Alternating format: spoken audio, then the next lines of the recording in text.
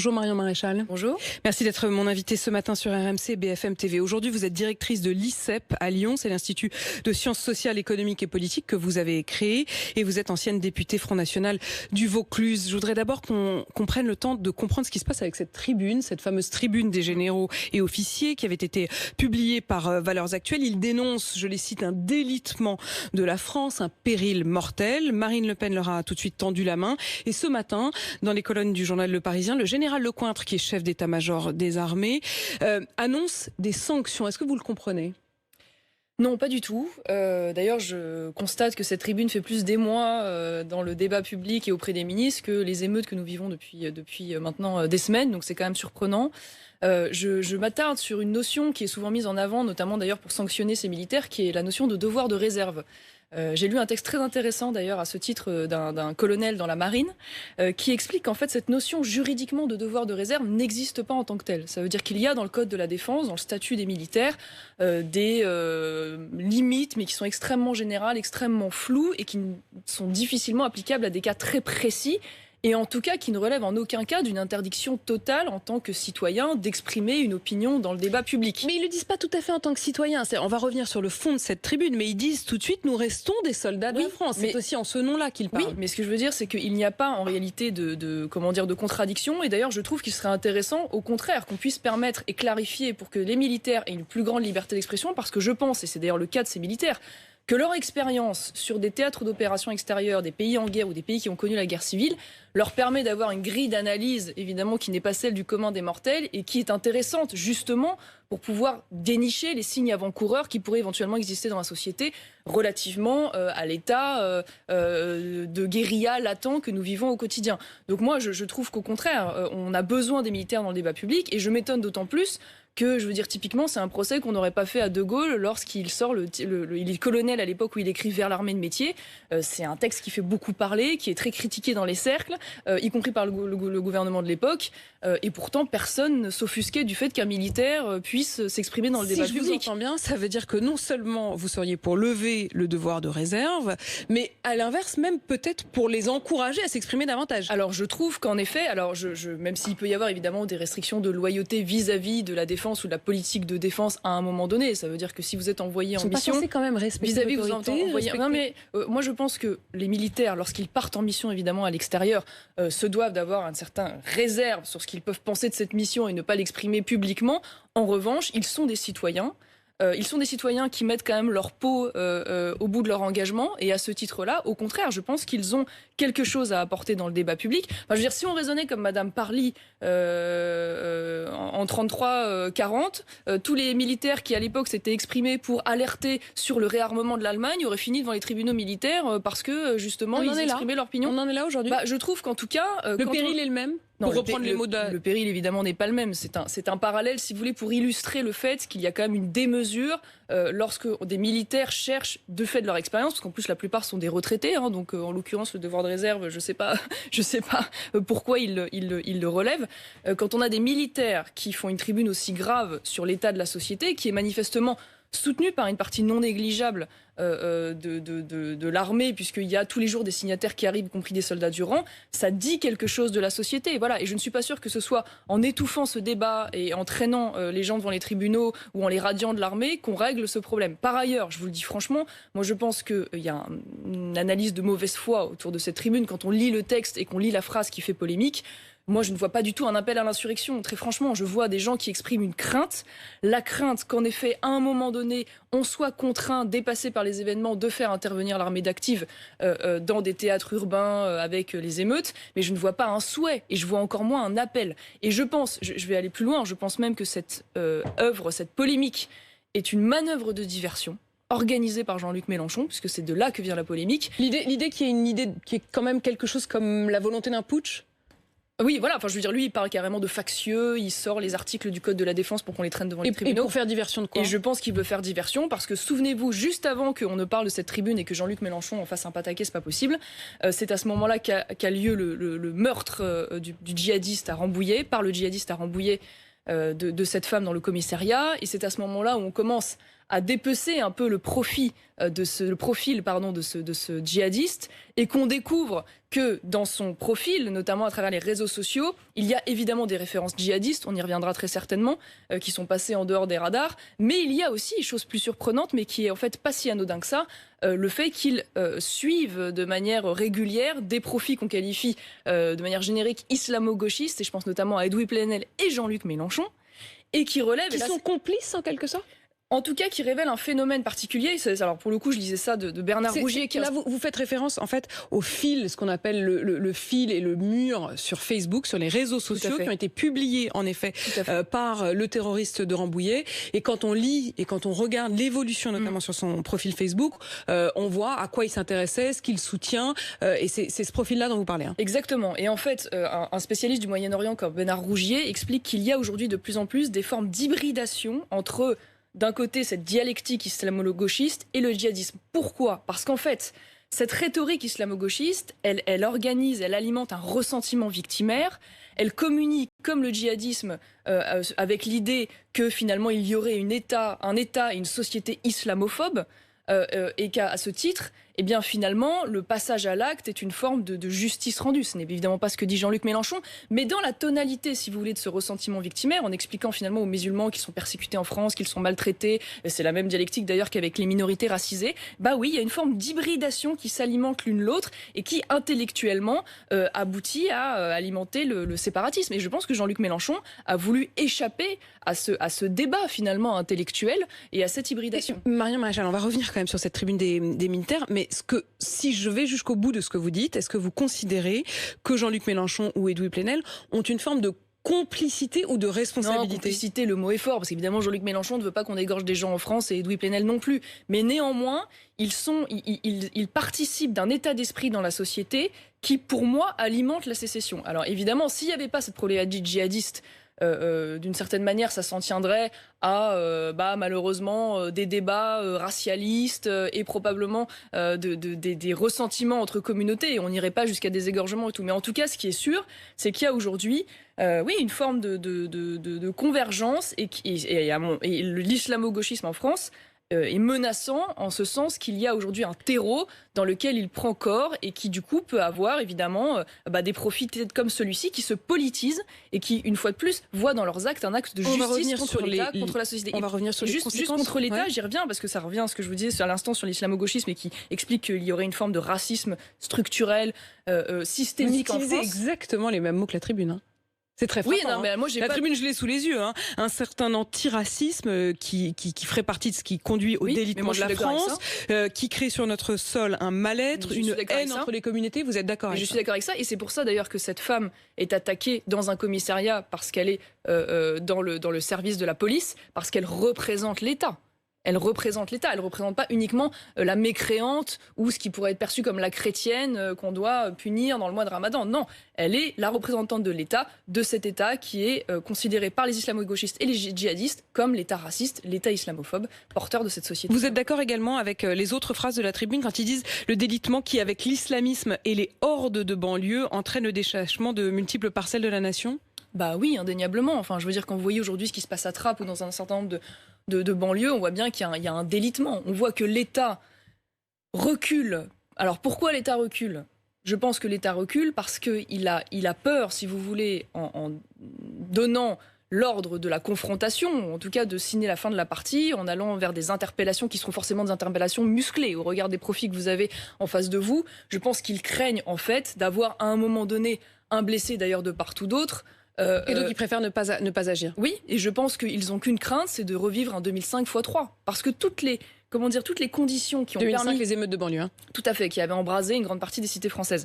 À l'époque, toutes les conditions qui ont permis cet embrasement, non seulement n'ont pas disparu, mais se sont aggravées. Et je crains qu'aujourd'hui, les politiques préfèrent gérer, si vous voulez, des crises un peu comme ça occasionnelles, quitte à payer des millions d'euros de réparation de dégâts, plutôt que de risquer à un moment donné de déclencher un phénomène dont ils pourraient avoir le sentiment de ne pas être capable de répondre. Mais si en effet, demain, pour répondre à ces moments d'émeute, il y avait bien dans les affrontements un mort ou des morts, vous seriez quand même la première à vous dire que les forces de l'ordre ont été trop loin, non? Non, mais alors, moi, si vous voulez, personne ne souhaite des morts. Enfin, je veux dire, ça, faut pas faire de faux procès. Évidemment, le problème, c'est que c'est reculer pour mieux sauter. C'est ça, la réalité. Et c'est ce que dit cette tribune, en fait. C'est-à-dire qu'à force de laisser ces manifestations épisodiques de guérilla, parce qu'en fait, là, on n'est pas sur des gens qui vont dans la rue casser du mobilier urbain. On est sur des gens qui attaquent des commissariats, donc qui attaquent l'État français. Enfin, je veux dire, il faut mesurer ce que c'est quand même.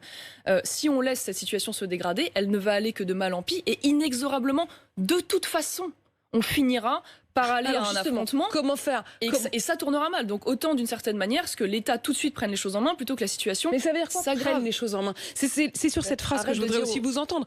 Quand à la fin de la tribune, ils disent si rien n'est entrepris, alors en effet tout cela finira par exploser. Ça veut dire quoi si rien n'est entrepris? Il faut entreprendre quoi? Mais madame, l'ordre aujourd'hui qui est donné aux policiers, il suffit de regarder les images chaque fois, c'est de fuir. Ça veut dire que quand ils se prennent des caillasses dans la tête, ils fuient.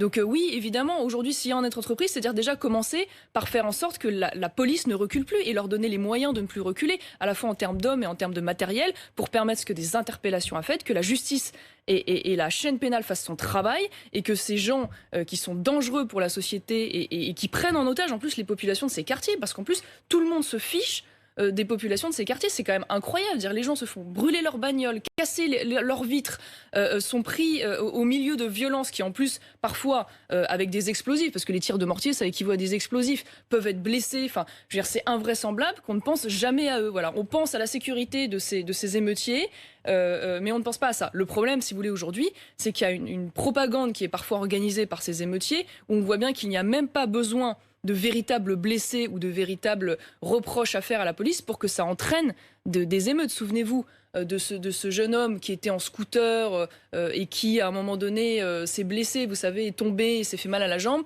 Les policiers sortent pour lui donner les premiers secours. À côté de ça, des jeunes gens filment et disent regardez, la police l'a fait tomber. Et en effet, et ça a entraîné des émeutes. Dans les premiers temps, c'est l'idée que la police avait blessé ce jeune homme en scooter qui avait été tout ça pour dire divulgué. Quoi? Tout ça pour dire que de toute façon, je veux dire, quoi que fasse d'une certaine manière l'État, ces gens cherchent la confrontation. Donc inexorablement, ils chercheront des prétextes pour pouvoir mettre le bazar. Marion Maréchal, Marine Le Pen a tendu la main à ceux qui signent cette tribune et le général Lecointre, donc le chef d'état-major des armées, dit ce matin « Cela me navre. Les femmes et les hommes politiques qui prennent le risque d'instrumentaliser les armées pour en faire un objet de polémique ne rendent pas service à la France. » Vous ne rendez pas service à la France? Alors moi j'ai non mais vous-même en disant que vous êtes d'accord, même si vous n'êtes plus officiellement femme politique, oui, mais Marine Le Pen qui la première en effet dit rejoignez-nous. Je trouve que c'est des procès pour le coup un peu injustes, je le dis franchement, parce qu'à partir du moment où vous prenez position dans le débat public et que c'est une position qui est quand même politique, il faut le dire, pas au sens partisan du terme, pas au sens électoral du terme, mais c'est une position politique sur l'état de la société. Évidemment, l'objectif d'une tribune, c'est qu'elle fasse réagir, que les gens disent je suis d'accord, je suis pas d'accord, ou je suis d'accord mais j'aurais pas dit ça comme ça, ou je suis d'accord mais je nuance. Voilà, donc ça me paraît normal. En plus, en période électorale, faut être un peu naïf pour imaginer que les choses ne bougent pas. Je pense que c'est quand même le droit de Marine Le Pen de dire qu'elle est d'accord avec cette tribune et qu'elle considère que, voilà, ou en tout cas elle affirme que c'est elle qui est la mieux à même d'y répondre. Bon voilà, après c'est vrai que je pense que le problème c'est que les militaires ont été, comment dire, ils ont été dépassés, c'est ça la réalité, ils ont été dépassés par cette polémique. Bon, ils étaient pas naïfs. Non, sincèrement, je pense pas qu'ils s'attendaient à ce qu'il y ait une semaine de débat là-dessus. Pour que ça reste dans et je pense pas qu'ils imaginaient qu'ils puissent se faire traîner devant les tribunaux, radiés de l'armée, jetés aux gémonies par Jean-Luc Mélenchon et compagnie. Non, je pense pas qu'ils étaient dans cette dimension-là. Ça me enfin, paraît, leurs mots sont quand même pas naïfs, pas tendres. Non, leurs mots ne sont pas tendres, mais la situation n'est pas tendre. Excusez-moi, enfin, je veux dire, on est quand même après 300 morts en France depuis 2013 d'attentats djihadistes. Je veux dire, aujourd'hui, on a des professeurs qui se font égorger, des gens dans des commissariats de police qui se font égorger. Oui, bah, excusez-moi de dire que la situation n'est pas tendre. Et une fois de plus, est-ce qu'on peut aussi porter une attention particulière à des gens qui ont connu des théâtres de guerre, qui ont connu des théâtres de guerre civile, parce que la plupart ont servi en ex-Yougoslavie, j'imagine en Irak, en Afghanistan. Donc peut-être voit-il des signes avant-coureurs que le si commun des mortels ne voit pas. Gérald Darmanin, le ministre de l'Intérieur, dit Marine Le Pen a gardé de son père le goût des bruits de bottes. Oui, d'accord. J'ai du grand, oui, très intéressant. Ou du grand Gérald Darmanin, parce que du moins ça lui évite de répondre sur le fond. Parce que le problème, c'est que Gérald Darmanin est comment dire, pris par ses limites idéologiques, si je puis dire, sur ce sujet. Parce que sur la question du djihadisme, il y a une chose dont il ne parle pas d'ailleurs dans la tribune, mais qui se révèle à travers Rambouillet, une fois de plus, c'est la question de l'immigration. Et à l'exception, je crois, de Bruno Le Maire dans le gouvernement, tous ont dit et répété, Gérald Darmanin compris, que pas du tout, il ne fallait absolument pas lier l'islamisme à la question de l'immigration, que c'était deux sujets complètement différents. Alors dans le gouvernement, certes, mais enfin, maintenant, de manière très large à droite, quand vous entendez en effet Valérie Pécresse qui, juste après l'attentat, a déclaré, je la cite, « Si l'on veut lutter contre le terrorisme de manière efficace, il faut cesser de nier le lien entre terrorisme et immigration récente ». Vous auriez pu le dire, tel quel. Oui, tout à fait, absolument, mais parce que je pense qu'aujourd'hui, les gens finissent par se rendre à l'évidence. Je rappelle quand même que Rambouillet, donc c'est un étranger qui a été clandestin pendant 10 ans et qui a été fraîchement régularisé. Avec un titre régularisé il y a 1 an, après avoir été pendant 10 ans sur le sol français de manière clandestine. Exactement. Nice, c'était l'attentat de Nice, donc les égorgements dans l'église, c'était également un clandestin. Samuel Paty, alors ça c'est extraordinaire, c'était quelqu'un qui avait été refusé en tant que réfugié par l'OFPRA, décision cassée par la justice et qui du coup s'est retrouvé en effet avec un titre de séjour, mais qui lui-même avait été en mais situation... qui était en France depuis l'âge de 5 ans. Oui, d'accord, mais ce que je veux dire, c'est que c'est révélateur. Ça veut dire qu'il avait un profil tellement particulier que même l'OFPRA, qui n'est pas considérée comme une officine vraiment, je veux dire, anti-immigration, avait pris la décision de ne pas le garder. On fait quoi? On supprime la possibilité. Vous évoquiez tout à l'heure ce profil, avoir été pendant 10 ans clandestin sur le sol français. C'est le droit français aujourd'hui. Hein. Si vous pouvez prouver que vous êtes là depuis 10 ans, alors c'est effectivement un paradoxe. Vous prouvez que vous êtes là de manière clandestine depuis 10 ans et c'est ce qui vous permet de légaliser votre situation. Est-ce qu'il faut y mettre fin? Vous avez tout à fait raison. C'est-à-dire, je vais vous répondre sur Rambouillet. Alors, ce qui est sûr, c'est que ce type de profil peut passer entre les mailles du renseignement terroriste, vu les profils. Même si, à mon avis, il n'y avait pas de signe. Alors, on va parler de son profil Facebook, oui, c'est ce que vous disiez tout à l'heure. Mais enfin, il a été condamné à rien, il n'avait jamais commis d'infraction. On est d'accord, mais à ceci près quand même que je constate que les GAFAM en termes de modération sont plus actifs sur certains profils considérés comme de la droite dure que... Vous voulez dire que quand la nouvelle loi, la nouvelle version de la loi qui a été présentée mercredi, qui dit on va pouvoir désormais fouiller sur vos réseaux sociaux, sur vos déclarations, éventuellement sur votre fil Twitter ou Facebook, le fait qu'on puisse, avec des algorithmes, croiser toutes ces données, fouiller là-dedans, ça vous paraît une bonne chose, si je vous comprends? Oui, alors ce que je veux dire 2 choses. Déjà que, j'ai le sentiment que la politique de modération, si vous voulez, des GAFAM est quand même beaucoup moins active et stricte en ce qui concerne les profils djihadistes, puisque vous-même votre profil Facebook a été suspendu à plusieurs reprises et j'ai pas vraiment l'impression d'être une menace pour la nation ou risquer d'aller égorger des gens. Mais enfin bon, en tout cas, il y a un discours de haine djihadiste qui prolifère sur les réseaux sociaux et qui n'est pas contenu et encore moins modéré, d'une part. D'autre part, vous avez raison de dire qu'il y a un problème avec la politique aujourd'hui d'immigration et sur la question de la clandestinité, c'est quand même important que les Français se rappellent que c'est aujourd'hui le fait d'être clandestin sur le territoire a été dépénalisé sous Nicolas Sarkozy pour se mettre en conformité avec la Convention de Genève, donc ça n'est plus une infraction pénale. Par ailleurs, on l'a bien vu encore récemment, le délit d'aide à la clandestinité finalement n'en est plus un non plus, n'est plus une infraction pénale puisque le Conseil constitutionnel, le Cour de cassation pardon, a décidé, non c'est le Conseil constitutionnel, je dis pas de bêtises, non c'est la Cour de cassation qui a décidé récemment dans l'affaire Giroud que au nom du principe de fraternité dorénavant il n'y avait plus d'infraction pénale à aider des clandestins à passer la frontière. Et par ailleurs, la circulaire Valls, non mais juste pour aller au bout du raisonnement, la circulaire Valls permet de régulariser au cas par cas. Et j'ajoute à cela, parce que ça, la plupart des gens ne le mesurent pas, c'est que quand bien même on arrive à arrêter un clandestin, à le mettre en centre de rétention, intervient là le juge des libertés qui peut le remettre en liberté, et c'est le cas dans la plupart des cas, avant qu'il ne puisse être sorti du territoire. On fait quoi? Est-ce que vous vous dites, à partir d'aujourd'hui, enfin si vous étiez au pouvoir, il faudrait ne plus légaliser ceux qui sont là depuis 10 ans? De manière systématique? Oui, tout à fait. Et qu'est-ce que vous dites au boulanger de Besançon, par exemple, qui avait fait cette grève de la faim parce que son apprenti, qui fait le pain pour tout le quartier, n'obtient pas ses papiers? Le problème, madame, c'est ça veut dire que lui non plus, il n'aura pas ses papiers. Le problème, madame, c'est qu'à partir du moment où vous mettez en place ce système, et que par ailleurs, avec souvent la complicité de la justice, parce que le dernier cas dont je voulais vous parler, c'était qu'en plus, la décision peut être cassée du préfet, peut être cassée par le juge administratif. Et c'est malheureusement très souvent le cas au nom de la vie privée et tout. Et que du coup, évidemment, plus la personne reste longtemps sur le territoire, plus elle a des chances d'avoir des enfants, de faire une famille. À partir du moment où il y a des enfants, de toute façon, tout s'arrête. Donc tout ça est une incitation à l'immigration. C'est-à-dire que vous allez me donner un exemple, et vous en trouverez toujours, bien évidemment, d'une personne qui arrive clandestinement et qui, à un moment donné, va s'insérer et va faire Comment on fait pour distinguer, si je puis dire, le bon gré de livret? Le problème aujourd'hui, c'est quand on a une menace comme celle-ci qui pèse sur la France et qu'on voit bien qu'il y a un taux quand même significatif non seulement d'étrangers, mais d'étrangers en situation régulière parmi les djihadistes potentiels, on ne prend pas le risque. Voilà, on ne prend plus le risque. Donc on a une politique très stricte et on dit en France, vous ne rentrez pas si vous n'avez pas un titre de séjour, sachant que, et ça il faut que les Français le sachent aussi, il y a aussi une grande politique à avoir sur les titres de séjour, parce que la plupart des cas aujourd'hui de clandestinité sur le territoire ne sont pas les arrivées spectaculaires par les embarcations en Méditerranée. Ce sont des gens qui ont obtenu des titres de séjour et qui se sont maintenus sur le territoire à l'issue de ce titre de séjour. Voilà. Et qui, après cela, évidemment, on fait des familles et qui du coup deviennent inexpulsables. Parce que le problème, c'est que ça, c'est le grand discours de Gérald Darmanin. C'est dire oui, mais la plupart des djihadistes en France étaient français. C'est vrai. Depuis 2013, il y a à peu près 84% de mémoire qui avaient la nationalité française, 16% étrangers et parmi 16%, 8% clandestins. Ont grandi, sont nés en France et ont grandi en France. Oui, madame. Sauf que dans le système qui est le nôtre, le djihadiste de Rambouillet, qui a été 10 ans clandestin, qui a été reçu un titre de séjour, qui du coup aurait pu avoir un travail, se marier, avoir des enfants nés en France, qui sont devenus français, dans 5 ans, il aurait été naturalisé.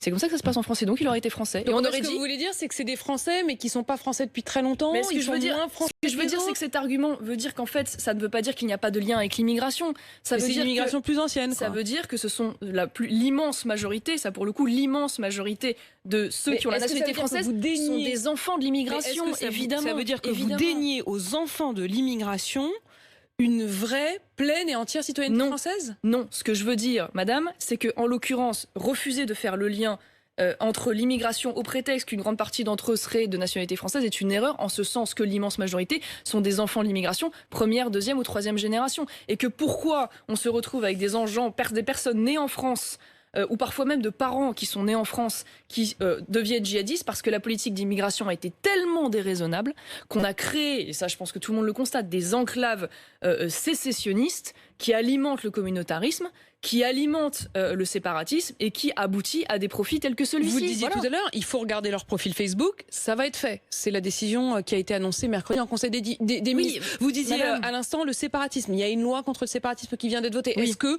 vous diriez, comme Gérald Darmanin, c'est la 15e depuis 2013, qu'ils font tout pour lutter contre le terrorisme? Non, parce que cette loi va être la 15e depuis 2013, une fois de plus, la loi séparatisme, je vais vous donner un exemple sur la loi séparatisme, c'est très intéressant, puisque Gérald Darmanin a expliqué que dorénavant, grâce à cette loi, tout n'est pas acheté dans les différentes lois, on est d'accord, hein, évidemment, c'est toujours bien. Ces deux points-là, vous êtes plutôt d'accord. Vous êtes d'accord avec eux, vous êtes d'accord avec Valérie Pécresse, ou c'est elle qui est d'accord avec vous?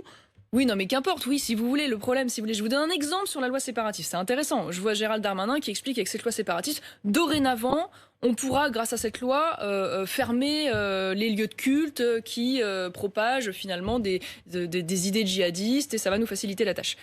Sauf qu'il n'y a qu'un souci, c'est qu'il existe déjà un article qui permettait ça. C'est l'article 227-1 du Code de sécurité intérieure. Et il y avait même eu un rapport du Sénat. En fait, il faudrait juste appliquer la loi, quoi. Mais dans 90% des cas, oui. C'est-à-dire qu'il y avait même eu un rapport du Sénat sur cet article en disant il n'est pas assez utilisé, il existe. Voilà. Et alors, évidemment qu'il peut y avoir des petits besoins d'adaptation ou pour faciliter le travail des enquêteurs. Mais le problème, c'est que si d'un côté, vous avez de la loi qui n'est pas appliquée, qui existe déjà, et qu'en parallèle de cela, vous n'avez plus de renseignement territorial, parce que c'est ça la réalité, c'est qu'on n'a plus de renseignements généraux. Aujourd'hui, ils ont été démantelés, notamment sous Nicolas Sarkozy, et donc on est sourd et aveugle. À part quelques unités de la DGSI, on n'a plus de capacité d'avoir des indices dans toutes les mosquées pour pouvoir contrôler véritablement ce qui se fait. Encore deux questions, Marion Maréchal. D'abord sur le pass sanitaire, puisqu'on le voit bien, il est en train d'arriver, et d'ailleurs la réflexion sur tous les usages de ce pass sanitaire est en débat, c'est ce qu'a annoncé le Premier ministre. Autoriser ceux qui sont vaccinés à reprendre le chemin d'une vie normale, est-ce que ça vous paraît une bonne chose? Est-ce que finalement, si c'est un des moyens de revenir à la vie, pourquoi pas? Moi, je suis contre l'obligation vaccinale obligatoire. Je le dis depuis le début, je pense que c'est une atteinte démesurée à la liberté, d'autant plus, et c'est marrant, je le voyais sur votre antenne il y a 2 jours, professeur Éric Côme, qui était à votre place, mon invité lundi. Moi, j'étais sidérée, j'écoutais ça, et il expliquait lui-même qu'en fait, donc le vaccin, alors, on ne savait pas combien de temps durait l'effet, qu'il faudrait peut-être d'ailleurs avoir une dose supplémentaire, voire se revacciner tous les ans. On ne sait pas si les personnes vaccinées sont encore contagieuses ou pas.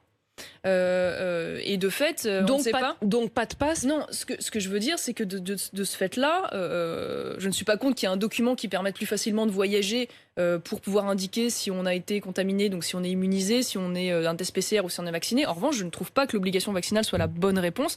Mais c'est pas une obligation vaccinale. Si vous n'avez pas envie d'aller dans tel ou tel magasin pour lesquels il faudra un pass sanitaire, vous irez pas. D'accord, oui, c'est sûr. Vous pouvez aussi ne plus rentrer dans les boulangeries, ne plus avoir le droit d'acheter des vêtements, ne plus avoir le droit de voyager. Enfin, c'est une obligation de fait, pardonnez-moi.